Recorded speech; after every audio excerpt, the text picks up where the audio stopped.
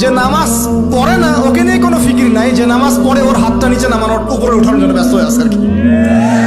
খেয়াল করেন নাই? যে নামাজ পড়ে না কোনো ফিকিরই নেই, যে বেচারা নামাজ ধরেছে ওকে ডেকে আনা হচ্ছে, এদিকে আসো, তোমার নামাজ ঠিক হয় নাই, নামাজ এটা ঠিক করতে হবে, ওই ঠিক করতে হবে। আরে ভাই, যে নামাজ পড়ে না ওর কাছে যাও, তুমি ওকে নামাজই বানাও। আর যারা মেহনত করে মানুষকে নামাজই বানায়, দেখবেন এই এই লোকগুলোকে টার্গেট করে ধরে ধরে নামাজ ঠিক করতেছে। যুক্তিও আছে আবার। যুক্তিটা কি বলছে? যে নামাজ পড়ে না ওর তো হিসেব আরো ডেঞ্জারাস।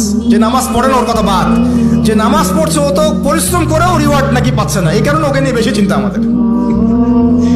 আসলে যে ইবলিসই কিয়াস, ইবলিস একটা কিয়াস করছিল না, যে আমাকে আগুন দিয়ে সৃষ্টি করেছেন আর যে আদমকে মাটি দিয়ে সৃষ্টি করেছেন, আমি কেন ওকে চেষ্টা করব?